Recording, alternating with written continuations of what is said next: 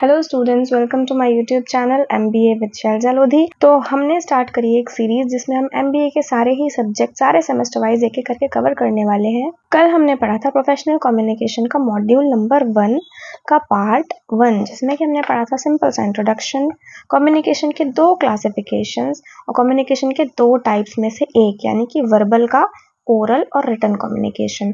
आज हम कंटिन्यू करने वाले हैं मॉड्यूल 1 के पार्ट 2 से, जिसमें कि हम पढ़ेंगे नॉन वर्बल कम्युनिकेशन, कोपैक्ट के बारे में पढ़ेंगे जो कि बहुत इंपॉर्टेंट है प्रोफेशनल कम्युनिकेशन सब्जेक्ट में, और हम पढ़ेंगे 7 C's ऑफ द कम्युनिकेशन के बारे में। So let's get started without any further delay. और हाँ, एक छोटी सी अनाउंसमेंट है, जितने भी नोट्स है ना, आपको इसके सारे डाउनलोड लिंक्स आपको डिस्क्रिप्शन पे आराम से मिल जाएंगे, तो आपको कोई टेंशन लेने की जरूरत नहीं है, आप उस नोट से आराम से पढ़ सकते हैं। ठीक है, तो चलो शुरू करते हैं। नॉन वर्बल कम्युनिकेशन कुछ ऐसे एक्शंस होते हैं जिससे कुछ ना कुछ एक्सप्रेस हो रहा होता है या फिर जिनका कोई मीनिंग निकल रहा होता है। नॉन वर्बल कम्युनिकेशन में हम कम्युनिकेट तो कर रहे हैं लेकिन विदाउट यूजिंग वर्ड्स कर रहे हैं। इसमें क्या क्या इंक्लूड होता है, जैसे कि facial expressions, body motions, gestures, vocal tones, posture etcetera. अब देखो, हर चीज के कुछ प्रिंसिपल्स होते हैं, तो नॉन वर्बल कम्युनिकेशन के यहाँ पे 2 प्रिंसिपल होते हैं। पहला कि वो फ्लूइड की तरह होता है, जैसे मान लो कि ये आपका टोटल मैसेज है जो आपको कन्वे करना है किसी भी पार्टी को। ठीक है, तो ये जो सर्कल्स आपको दिख रहे हैं ये तो है आपके वर्ड्स, यानी कि वर्बल कम्युनिकेशन, जिसे आप मुंह से बोल के भी बता सकते हैं, जिसे ओरल कम्युनिकेशन कहते हैं, या फिर लिख के भी कन्वे कर सकते हैं, जिसे हम रिटन कम्युनिकेशन कहते हैं। लेकिन इसके बीच में जो गैप है ना, अगर हम पानी डाल देंगे तो वो भर जाएगा, तो वो जो पानी का काम करता है ना, that is non verbal communication. मतलब आप अपने वर्ड से जो मीनिंग कन्वे कर रहे हैं वो तो कर ही रहे हैं, लेकिन उसके अलावा उसको एसेंशुएट करने के लिए क्या यूज कर रहे हैं, नॉन वर्बल कम्युनिकेशन, जैसे कि ये सब। और इसका दूसरा प्रिंसिपल होता है कि परमानेंट होता है, आप चाहो या ना चाहो। जब आप किसी से बात कर रहे हैं, जब आप किसी को अपना मैसेज कोई कन्वे कर रहे हैं, जब आप कम्युनिकेट कर रहे हैं, तो ये चीज़ें कांस्टेंट होती है, परमानेंट होती है, आपके हाथ में नहीं होती। आपके फेशियल एक्सप्रेशंस ऑटोमेटिकली वहाँ पे आ रहे होते हैं, बॉडी ऑटोमेटिकली वहाँ पे मूव कर रही होती है, इनवॉलंटरली मूव कर रही होती है। और जो नॉन वर्बल कम्युनिकेशन होता है वो रिफ्लेक्ट करता है हमारे थॉट्स को, हमारी फीलिंग्स को और हमारे एटीट्यूड को। अब देखो, जैसे कोई बातें करते करते अपनी आईब्रोज ऐसे फ्राउन करने लगे, तो हमें क्या समझ में आता है कि यार इसको ना इंटरेस्ट नहीं आ रहा बात करने में। या फिर कोई शेक करने लगे, किसी के हाथ पैर ऐसे ऐसे मूव करने लगे, तो उसको क्या होता है कि वो उसकी नर्वसनेस शो कर रही है, कि उसका लो कॉन्फिडेंस चल रहा है, उसको कोई प्रॉब्लम है, इस तरीके की चीजें। अब नॉन वर्बल कम्युनिकेशन के 5 मेन फंक्शन होते हैं, जिसमें से पहला है रिपीट। रिपीट यानी कि हमारी जो नॉन वर्बल कम्युनिकेशन की चीजें होती है ना, वो जो हम वर्बली बोल के बता रहे हैं उसको रीस्टेट कर रही है, यानी कि उसको दोबारा रीअफर्म कर रही है कि हाँ, जो मैं बोल रहा हूँ वो सही है, इस तरीके से। दूसरा होता है कि रिफ्यूट, यानी कि कॉन्ट्राडिक्ट कर सकती है, नेगेट कर सकती है वर्बल मैसेज को। एग्जाम्पल के लिए सोचो, जैसे आप कॉलेज में पढ़ रहे हो, कोई टीचर आपको MBA में प्रोफेशनल कम्युनिकेशन पढ़ाने के लिए आता है, वो पढ़ा तो रहा है लेकिन उसकी बॉडी लैंग्वेज खुद की ही कॉन्फिडेंट नहीं है, तो आपको समझ में आ जाएगा कि यार ये टीचर है ना जो इतना अच्छे से उसको चीजें नहीं आती हैं। तो यहाँ पे क्या हो रहा है कि वो जो वर्बली चीजें बता रहा है, उसकी जो बॉडी लैंग्वेज है वो उसको कॉन्ट्राडिक्ट कर रही है, उसको नेगेट कर रही है। तीसरा जो मेन फंक्शन होता है वो होता है सब्स्टिट्यूट। सब्स्टिट्यूट मतलब रिप्लेस करना, act as a replacement of verbal message. जैसे कोई बहुत दूर खड़ा है, आपको देख रहा है, तो अगर आपको उसको ऐसे करके बुलाना है तो आप उसको आवाज देंगे तो उसको समझ में नहीं आएगी, तो आप कैसे अपनी हैंड मूवमेंट करेंगे कि ऐसे उसे बुलाने की कोशिश करेंगे। तो यहाँ पे क्या हुआ, आपने उसको वर्बली कोई भी मैसेज नहीं दिया, लेकिन नॉन वर्बली आपने अपना मैसेज उस तक कन्वे कर दिया कि हाँ इधर आ जाओ। चौथा जो मेन फंक्शन होता है वो होता है कॉम्प्लीमेंट्स, यानी कि जो आप वर्बल मैसेज दे रहे हैं ना, उसका मैसेज जो है वो एनहेंस कर रहे हैं। पांचवा जो मेन फंक्शन होता है वो होता है एसेंशुएट, जो कि किसी वर्बल मैसेज के कुछ इंपॉर्टेंट जो हिस्से होते हैं, कुछ स्पेसिफिक एस्पेक्ट्स होते हैं, उसको एम्फोसाइज करता है। अब देखो, जैसे मैं आपको पूरा पेज पढ़ा रही हूँ, मुझे लग रहा है कि इसमें से ये मेन है, तो मैं यहाँ पे आपको ना पढ़ाते टाइम थोड़ा एसेंशुएट करके बोलूंगी, मैं उस पर थोड़ा जोर दूंगी, तो इस चीज को कहते हैं एसेंसुएशन। चलो अब देख लेते हैं कि नॉन वर्बल कम्युनिकेशन के कंपोनेंट्स क्या क्या होते हैं। तो यहाँ पे 3 मेन कंपोनेंट्स होते हैं। पहला होता है अपीयरेंस, दूसरा होता है बॉडी लैंग्वेज, तीसरा होता है साउंड्स। अपीयरेंस में क्या होता है कि जो भी स्पीकर है, जैसे मान लो कोई स्टेज पे स्पीच दे रहा है, तो आप उसमें नोटिस ना चाहते हुए भी करेंगे कि यार उसकी क्लोथिंग चॉइस कैसी है, उसने कपड़े जो पहन रखे हैं वो साफ भी है या नहीं है, वेल फिटेड है या नहीं है, उसको सूट भी कर रहे हैं कि नहीं कर रहे। जैसे कोई आर्टिस्ट होता है तो यार वो सूट बूट पहन के तो नहीं आएगा ना, आर्टिस्ट के क्या होता है, उनकी जो क्लोथिंग चॉइस होती है वो एकदम फंकी रहती है। इस तरीके से अपीयरेंस काफी ज्यादा मैटर करता है। और हेयर डू, आपने देखा होगा कि एक लॉयर होता है, जो डॉक्टर होता है, उसके हेयर डू में और एक आर्टिस्ट के हेयर डू में कितना ज्यादा अंतर होता है। मतलब कुछ चीजें तो ऐसी हैं कि आप सिर्फ कपड़े देख के ही पता कर सकते हैं कि ये इंसान ये काम करता होगा, तो ये क्या चीज हुई, नॉन वर्बल वे, उसने आपको बोल के नहीं बताया कि मैं डॉक्टर हूँ, मैं लॉयर हूँ, लेकिन उसकी क्लोथिंग चॉइस से सिंपली आपको समझ में आ गया कि हाँ ये इंसान ये काम करता है।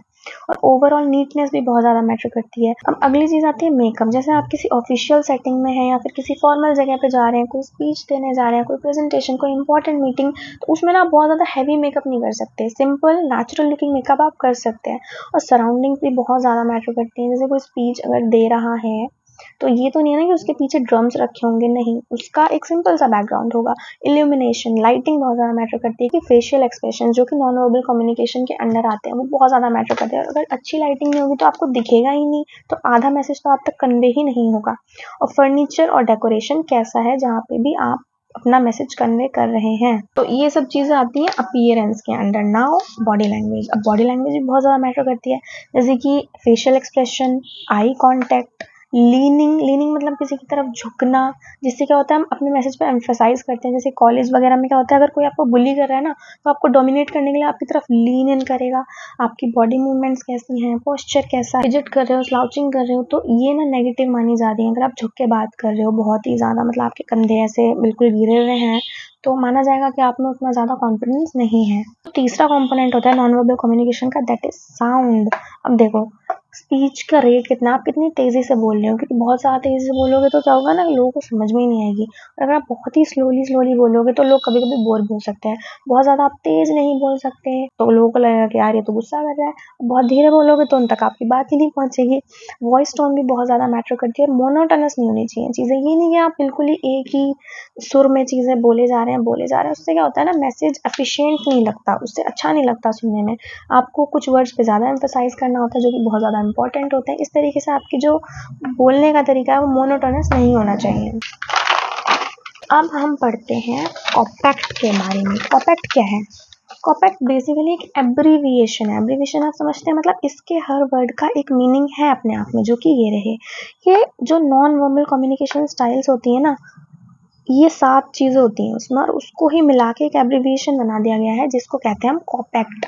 इसमें के का मतलब होता है काइनेसिस, ओ का मतलब होता है ओक्यूलेसिस, पी का मतलब होता है पैरा लैंग्वेजेस, दूसरे पी का मतलब होता है प्रॉक्सिमिक्स, ए का मतलब है artifacts, C stands for chronemics and T stands for tactilics. अब हम इन सभी के बारे में एक-एक करके पढ़ते हैं डिटेल में। पहली चीज दैट इज काइनेसिस। काइनेसिस क्या होती है? This is basically study of body language and physical movements. इसमें क्या होता है, पूरा जो फोकस है ना, वो देखते हैं कि यार बॉडी लैंग्वेज कैसी है इंसान की। ये क्या क्या इंक्लूड करता है कि जेस्चर, जैसे मैं आपको पढ़ा रही हूँ तो मैं ऐसे हाथ के मूवमेंट कर रही हूँ, all this comes under kinesis. Posture कैसा है कि कोई बहुत ज़्यादा झुक के खड़ा है तो वही लैक ऑफ कॉन्फिडेंस शो कर रहा है। कोई स्ट्रेट खड़ा है, स्पाइन को स्ट्रेट करके स्ट्रेट बैठा है, तो that shows confidence. Head and hand movements, facial expressions कैसे आ रही हैं, ये सभी ही इंक्लूडेड होते हैं किसमें? काइनेसिस में। ये बहुत ज़्यादा रेलेवेंट होता है। जैसे जो नॉन वर्बल जितने भी क्यूज है ना, उसका 55% यही सब होता है। क्या क्या चीज़ें रिफ्लेक्ट करता है? ये इमोशन को रिफ्लेक्ट कर सकता है, ये एटीट्यूड को रिफ्लेक्ट कर सकता है, इंटेंशन को रिफ्लेक्ट कर सकता है। जैसे कि अगर कोई बात करते करते हैंड मूवमेंट कर रहा है या फिर नॉड कर रहा है, यानी कि अपना सर ऐसे हामी भर रहा है, हाँ में हिला रहा है, उससे क्या होता है, जो मैसेज है ना वो रीइंफोर्स होता है। इस तरीके से जो बॉडी लैंग्वेज है that plays a very important role, that is 55% in the non verbal communication. The next thing is oculesics. देखो ऑक्यूलर जो वर्ड है उसका साइंस में मतलब ही होता है रिलेटेड टू आईज। इससे आप याद रख सकते हैं कि oculesics involves use of eye movements and gaze माने आप किस तरीके से कितनी देर तक आई कांटेक्ट मेंटेन कर रहे हैं। जैसे कि साइकोलॉजी में एक चीज़ भी होती है कि अगर आप किसी से कोई बात कर रहे हैं और वो नज़रें बहुत ज़्यादा चुरा रहा है, इधर उधर देख रहा है, इसका मतलब क्या है कि वो झूठ बोल रहा है। तो इस तरीके से नॉन वर्बल कम्युनिकेशन में आई मूवमेंट का बहुत ज़्यादा रोल होता है। अप्रोप्रिएट आई कॉन्टैक्ट होता है तो बहुत ज़्यादा ज़रूरी होता है। क्यों ज़रूरी होता है? वो फॉस्टर करता है किस चीज़ को? अवेयरनेस को, एंगेजमेंट को, कमिटमेंट को और पब्लिक अटेंशन को। अगर लैक ऑफ आई कांटेक्ट है किसी भी कम्युनिकेशन में, तो इसका मतलब है कि इंसान इंटरेस्टेड ही नहीं है बात करने में। प्रॉपर आई कांटेक्ट होता है, उससे क्या होता है ना, कभी कभी आप इंसान की आंखें देख के ही समझ जाते हैं कि वो कितना ज़्यादा इंटरेस्टेड है या उसको आपकी बात कितनी समझ में भी आ रही है। तो उससे क्या होता है, आपको इंस्टेंट फीडबैक मिल जाता है। अब अगर आई कांटेक्ट मेंटेन्ड है ना तो कॉन्वर्सेशन का फ्लो बना रहता है और इससे भी पता चलता है कि कौन आपकी बात कितने ध्यान से सुन रहा है, यानी कि कौन कितना एक्टिवली एंगेज है कॉन्वर्सेशन में। तो आंखों में जो प्यूपिल होता है अगर वो डायलेट कर रहा होता है, इसका मतलब होता है कि सामने वाला इंसान बात करने में इंटरेस्टेड है। और अगर वो कॉन्ट्रैक्ट हो जाता है तो उससे क्या समझ में आता है कि यार इसको इंटरेस्ट ही नहीं है बात करने में। तो जो चेंज इन प्यूपिल साइज है आंखों का, वो क्या रिवील कर रहा है, वो इमोशनल रिस्पॉन्स रिवील कर रहा है। आई कांटेक्ट जो है ना और आई मूवमेंट्स जो है वो एक बहुत ही ज़्यादा पावरफुल टूल है जो कि ओवरऑल कम्युनिकेशन को आराम से इन्फ्लुएंस कर सकती हैं। Now let's come to the third thing which is paralanguage. Paralanguage में ना मेन फोकस ये होता है कि किसी बात को किस तरीके से कहा जा रहा है रेदर देन कि क्या कहा जा रहा है। How something is said rather than what is said. इसमें फोकस क्या होता है मेन कि बोलने की टोन कैसी है, उसकी पिच कैसी है और स्पीकिंग पेस कितना, मतलब कितनी तेजी से बोल रहा है, उसकी टाइमिंग क्या है और कितने वॉल्यूम में बोल रहा है, इन्फ्लेक्शन क्या है। अब देखो जैसे कॉमेडी है, ठीक है, कॉमेडी में जितने भी आपने सक्सेसफुल कॉमेडियंस देखे होंगे उनकी क्या बेस्ट होती है, उनकी कॉमिक टाइमिंग बेस्ट होती है। जो पैरा लैंग्वेज होती है वो किस किस तरीके के इमोशंस को कन्वे कर सकती है, सैरकेज़म को, एंगर को, अफेक्शन को और ट्रस्ट को। और देखो जो पिच होती है, पिच का क्या मतलब होता है कि modulation of high low voices, मतलब कोई ऐसे बोलते हैं ना कि कोई चीज़ तो ऐसे बहुत तेज बोली जा रही है, कोई चीज़ स्लोली बोली जा रही है, तो उसको हम पिच मॉड्यूलेट करना कहते हैं। अब देखो कोई खुश होता है ना तो वो अलग तरीके की टोन में बात करता है, कोई गुस्से में होता है तो बहुत ज़्यादा चीख के बात कर रहा होता है, और अगर किसी को किसी मैसेज को हाईलाइट करना होता है तो भी वो पिच कहीं ना कहीं बढ़ा देता है। और कोई अगर बहुत ही ऐसे बोल रहा है जैसे उसने सुबह का नाश्ता ही नहीं किया है, इतनी इसकी लो पिच है, इसका क्या मतलब है कि वो इंसान थका हुआ है या फिर डिसइंटरेस्टेड है, इंटरेस्ट ही नहीं है उसको बात करने में। और पैरा लैंग्वेजेस का एक बहुत इंपॉर्टेंट हिस्सा होता है मोमेंट ऑफ साइलेंस। देखो हमेशा अपनी बात कहने के लिए शब्दों की ज़रूरत नहीं पड़ती है, कभी कभी silence is more important than words, so this is also very important. वो चीज़ आती है दैट इज प्रोक्सेमिस। प्रॉक्सिमिटी से आपको क्या समझ में आ रहा है कि दो इंसान कितने दूर रह के बात कर रहे हैं, कितने आपस में, मतलब उनका जो स्पेशियल अरेंजमेंट है, उनके आपस में गैप कितना है। Spatial arrangement that कैरेक्टराइजेस familiarity, closeness between individual groups and society. दो लोग कितने आसपास खड़े होकर बात कर रहे हैं, कितनी दूरी से बात कर रहे हैं, उससे क्या डिनोट हो रहा है कि वो एक दूसरे को जानते भी हैं कि नहीं, उनका रिलेशनशिप जो है वो कितना क्लोज है। इस तरीके से चीज़ें, इसके एग्जाम्पल क्या क्या होते हैं, जैसे कि एम्ब्रेस करना यानी कि गले लगना एक तरीके से, या फिर टच करना, या फिर कान में बात कहना, विस्परिंग करना। दो दोस्त हैं अगर उनका बहुत अच्छा क्लोज बॉन्ड है तो क्या होता है ना कि उनके जो बीच का डिस्टेंस होगा वो आप देखेंगे वो इतने दूर दूर नहीं चल रहे हैं, वो ऐसे गले में हाथ डाल के चल रहे हैं। तो इससे क्या डिनोट होता है कि उन दोनों की मेंटल अंडरस्टैंडिंग कहीं ना कहीं बहुत ज़्यादा अच्छी है। अब देखो ऐसा तो नहीं है कि आप क्लोज हर किसी से हो सकते हैं, ये बहुत ज़्यादा इसमें बाउंडेशंस भी होती हैं। ये 3-4 चीज़ों से इन्फ्लुएंस होता है। पहला, कल्चरल नॉर्म्स। कुछ कुछ कल्चर में क्या होता है ना कि फिजिकल टच को अच्छा नहीं माना जाता, तो वो एक दूरी मेंटेन करके रखते हैं। आपने नोटिस किया होगा जैसे इंडिया है, वहाँ पे अगर हम लोग आपस में ग्रीट करते हैं तो हम नमस्ते करते हैं विदाउट एनी फिजिकल टच, हम अपने दोनों हाथ जोड़ते हैं और नमस्ते करते हैं। लेकिन वेस्टर्न कंट्रीज में क्या होता है, लोग मिलते हैं तो डायरेक्ट गले लगते हैं या फिर सिंपल सी चीक पे किस कर देते हैं या फिर हैंड शेक करते हैं, इस तरीके की चीज़ें। अब सिचुएशनल कॉन्टेक्स्ट भी होता है। ये नहीं है ना कि आप किसी सीरियस सेटिंग में हैं, अगर आप किसी मीटिंग में हैं, ऑफिशियल मीटिंग में हैं, तो अगर आपका वहाँ पे दोस्त भी है ना तो आप वहाँ उससे गले लग के नहीं मिलेंगे, आपको वहाँ पे ऑफिशियल सिचुएशनल कॉन्टेक्स्ट के हिसाब से उससे हाथ ही मिलाना पड़ेगा। और तीसरी चीज़ जो इन्फ्लुएंस करती है हमारे प्रॉक्सिमिस को, that is level of closeness, कि आपका उस इंसान से कितना क्लोज लेवल का रिश्ता है। अगर अच्छा दोस्त है ही नहीं तो आप उससे उस तरीके से कभी कांटेक्ट करेंगे ही नहीं। प्रॉक्सिमिस है वो क्या क्या कन्वे कर सकता है, इंटीमेसी का लेवल क्या है, अफेक्शन कितना है, गुस्सा आ रहा है कि नहीं, डोमिनेंस। देखो एग्रेशन का क्या है कि अगर किसी को गुस्सा आ रहा है तो आपके पास आके ना आपको सीधा धक्का मारेगा, तो ये भी क्या है प्रॉक्सिमिस के अंदर आता है। क्या शो कर रहा है, एग्रेशन शो कर रहा है। और जैसे मैंने आपको बताया कॉलेज में, स्कूल में जो बुलीज वगैरह होते हैं वो डोमिनेंस शो करने के लिए ना बहुत ही ज़्यादा एकदम क्लोज आ जाते हैं, एकदम ऐसे बिल्कुल सर पे खड़े हो जाएंगे बेसिकली। तो वो प्रॉक्सिमिस यानी कि अपनी दूरी के हिसाब से कितने दूर आपसे खड़े हैं उससे वो अपना डोमिनेंस भी शो करना चाह रहे हैं। जैसे कोई स्पीच अगर स्टेज पे देते हैं ना, उसके लिए एडवाइजेबल गैप की ऑडियंस और आपके बीच में कितना गैप हो, वो है 8 से 10 फीट का।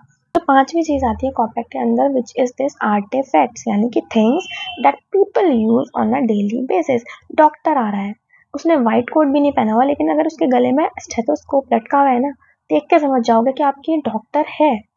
इसमें क्या क्या इंक्लूडेड होता है, क्लॉथिंग्स, एसेसरीज, टूल्स और टेक्नोलॉजी। जैसे अगर कोई प्रोफेसर आ रहा है तो वो क्या होगा ना, अपने हाथ में एक टैब लेकर आएगा, कोई बुक्स लेकर आएगा। क्या क्या एक्सप्रेस कर सकते हैं, आइडेंटिटी जैसे कि स्टेथोस्कोप है तो डॉक्टर है, इंटेंशन जैसे कि अगर जेल में जेलर आ रहा है उसके हाथ में अगर डंडा है तो इसका मतलब क्या है कि आज कैदी पिटेंगे। और वो इमोशंस भी कन्वे कर सकते हैं आर्टिफैक्ट्स कहीं ना कहीं। अब हम जिस तरीके से अपने आप को प्रेजेंट करते हैं ना, उससे क्या होता है, पब्लिक जो होती है उसको हमारी डीपर अंडरस्टैंडिंग होती है और वो समझने में उसको आसानी होती है कि हम एक्चुअल में क्या है। जैसे स्टेज पे कोई आर्टिस्ट जा रहा है, गिटार लेके जा रहा है, बहुत ही ज़्यादा फंकी क्लॉथ में जा रहा है, बहुत ही स्टाइलिश हेयर डू में जा रहा है, तो लोग क्या समझेंगे, यार ये आर्टिस्ट कितना कूल है ना। और अगर वही आर्टिस्ट सिंपल सा सूट बूट पहन के, कोट पैंट पहन के जाए तो लोग उसको समझेंगे यार ये तो बोरिंग सा आर्टिस्ट है। तो हम जिस तरीके से अपने आप को प्रेजेंट करते हैं ना, तो लोग अंदाजा लगाते हैं कि हम कौन हैं। और ये सोशल इंटरेक्शंस को भी बहुत ज़्यादा अफेक्ट करता है। आप कोई गंदे से कपड़े पहन के बाहर जाएंगे ना, तो जो नए लोग आपसे मिलेंगे वो आपको शायद उतनी ज़्यादा इंपॉर्टेंस ना दें, but if you are well dressed then people will show you more respect. Now let's come to the sixth thing, which is chronemics. Chronemics मतलब use of टाइम। कोई मीटिंग चल रही है और कोई पर्टिकुलर इंसान प्रेजेंटेशन दे रहा है, तो यार अगर वो बार बार घड़ी की तरफ देखेगा ना, तो एक तो जो लिसनर्स होंगे वो डिस्ट्रैक्ट हो जाएंगे और लोगों को ये भी समझ में आएगा कि यार इसका ना इतना इंटरेस्ट नहीं है प्रेजेंटेशन में, तो मजबूरी में कर रहा है। लोगों को जब समझ में आ जाएगा तो उनका इंटरेस्ट भी धीरे धीरे करके कम हो जाएगा और उनका एंगेजमेंट भी धीरे धीरे करके कम होता चला जाएगा। So this is the effect of chronemics. It encompasses various dimensions of temporal dynamics. Temporal मतलब related to time. The seventh thing which comes under COPACT is tactilics. इसमें क्या होता है कि physical contact और basic जो touch होते हैं उससे क्या क्या मैसेज कन्वे किया जा सकता है, that all is involved under tactilics. देखो जो टच होते हैं वो बहुत सारे तरीके के होते हैं और उन सारे ही तरीके के टचेस के एक अलग अलग मीनिंग होते हैं। कुछ टाइप्स देख लेते हैं। पहला होता है फंक्शनल टच। फंक्शनल यानी कि किसी काम के लिए, जैसे आपको किसी को बुलाना है तो आप उसके कंधे पे ऐसा हल्का सा पैट कर देते हैं कि भाई इधर देखो मेरी बात सुनो, तो that is called functional touch. एक होता है सोशल पोलाइट टच, कि आप कहीं बाहर मिल रहे हैं तो आप किसी से सिंपल सा हैंड शेक कर लेंगे। एक होता है फ्रेंडशिप टच जो कि थोड़ा सा ज़्यादा क्लोज होता है, जैसे कि अगर आप दोस्त से मिले तो आप उसको गले लग लेंगे, ऐसे कंधे पे हाथ डाल के चलेंगे। एक होता है love intimacy touch. Then comes the aggressive touch. अगर आपको किसी को गुस्सा आ रहा है तो आप किसी से बात ही नहीं करोगे, आप सीधे उसको मुक्का ही मार दोगे। कभी कभी लोग स्लैप भी कर देते हैं एग्रेशन में। मैं आपको एनकरेज नहीं कर रही ऐसा करना है, but I am just telling you about aggressive touch. Okay, touch होता है ना वो इंटेंशन को बहुत अच्छे से कन्वे कर देता है। जैसे स्पेशली ये जो सेंस होता है वो लड़कियों में होता है, वो टच से ही समझ जाती हैं कि इंसान का इंटेंशन क्या है। तो इस तरीके से this is a very important part of non verbal communication. अब टच को भी काफ़ी सारी चीज़ें इन्फ्लुएंस कर सकती हैं, जैसे कि एक है कल्चरल डिफरेंसेस, जिसमें कि जैसे कुछ कल्चर्स होते हैं वो लीनियंट होते हैं, जैसे कि मैंने आपको बताया था western culture, they are very lenient about normal touch, है ना। और जैसे कि कुछ जो कल्चर्स होते हैं वो काफ़ी ज़्यादा स्ट्रिंजेंट होते हैं, वहाँ पे काफ़ी स्ट्रॉन्ग बाउंड्रीज होती हैं टच से related. So now we have covered whole COPAC, which is abbreviations for the non-verbal communication. ये सातों की सातों चीज़ें हमने बहुत डिटेल में पढ़ ली हैं। Now let's come to the very last topic of today's lecture, which is 7 C's of communication. 7 C's मतलब communication में ना 7 essential चीज़ें होती हैं जो कि C से शुरू होती हैं। एक एक करके हम इनके बारे में पढ़ेंगे। पहला होता है क्लैरिटी। इसका क्या मतलब है कि आप पहली बात तो एबल होने चाहिए कि जो आपके खुद के आइडियाज़ हैं उनको सही साफ तरीके से सोचने के लिए और उनको एक्सप्रेस करने के लिए, और जो आप अपने मैसेज कन्वे करें वो बिगिनिंग से लेके एंड तक काफ़ी ज़्यादा स्मूथ होना चाहिए, ऑर्गेनाइज्ड होना चाहिए, इस तरीके से कि अगर सिंपल से सिंपल रीडर भी है तो भी उसको आपकी बात समझ में आ जाए। And the second C stands for completeness, which means जो आपका मैसेज है जो आप कन्वे कर रहे हैं वो एकदम कॉम्प्रहेंसिव इन्फॉर्मेशन होनी चाहिए। अगर वो मैसेज इनकम्प्लीट है ना तो वो बहुत सीरियस लेवल की मिसअंडरस्टैंडिंग्स भी क्रिएट कर सकता है, बहुत ज़्यादा कन्फ्यूजन क्रिएट कर सकता है, और ये तो बिजनेस वगैरह में बहुत ज़्यादा हार्मफुल हो सकती है, बहुत ज़्यादा नुकसान हो सकता है। इसलिए completeness is a basic component of communication. और जो थर्ड सी है विच स्टैंड फॉर कंसाइजनेस। कंसाइज मतलब अपने बातों को कम से कम शब्दों में रख देना, क्लैरिटी, करेक्टनेस, कंप्लीटनेस और कर्टेसी को मेंटेन रखते हुए, that is called conciseness. The fourth C stands for consideration, which means कि आपको रीडर सेंट्रिक अप्रोच रखनी है। ये नहीं कि आपको जो समझ में आ रहा है वो बोलेंगे, नहीं, आपको अपना मैसेज उस तरीके से रखना है कि जो आपकी टारगेट ऑडियंस है उसको समझ में आए, उसका कॉन्टेक्स्ट जो है उसको ध्यान में रखते हुए, उसकी क्या प्रायर नॉलेज हो सकती है, उसका क्या बैकग्राउंड हो सकता है, उस सबको कंसीडर करते हुए आपको कम्युनिकेट करना चाहिए। Fifth C stands for correctness, which means कि आपकी जो स्पीच है, स्पेलिंग है, ग्रामर है, पंचुएशन है, वो सब करेक्ट हो आपके। ये नहीं कि मैसेज में 600 एरर आ रहे हैं, ऐसा नहीं होना चाहिए। इससे क्या होता है, कम्युनिकेशन की इफेक्टिवनेस कम हो जाती है। And the sixth C stands for coherence. इसका मतलब है कि आप जो अपनी बात रख रहे हैं ना उसका एक कंसिस्टेंट स्टाइल होना चाहिए, एक उसकी जो टोन है वो शुरू से लेके एंड तक मेंटेन रहनी चाहिए। नहीं कि आपने स्पीच शुरू तो बहुत जोर शोर से की थी लेकिन एंड तक आप ऐसे हो गए कि आप रो ही गए पूरी तरीके से। ये एक अच्छा कम्युनिकेशन नहीं होता है। क्वांटिटी और कंसिस्टेंसी मेंटेन होनी चाहिए थ्रू आउट द मैसेज, चाहे वो वर्बल हो चाहे वो ओरल हो। Last C stands for courtesy, which basically means politeness और respect in the communication. Meaning आप बात करते करते कुछ ऐसे एक्सप्रेशंस बना रहे हैं कि सामने वाला अनकंफर्टेबल हो रहा है, इरिटेट हो रहा है या फिर कोई डिस्क्रिमिनेटिंग बात कर रहे हैं, तो ऐसा नहीं करना होता। You have to maintain a courtesy, a respect, a basic politeness throughout giving the message. इसी के साथ हम एंड करते हैं आज का lecture. Do let me know about your feedbacks, आपको चीज़ें समझ में आ रही हैं या नहीं, क्या इम्प्रूवमेंट हो सकता है क्या नहीं। Please do let me know in the comment section and see you in the another video. Till then, take care of yourself and bye bye.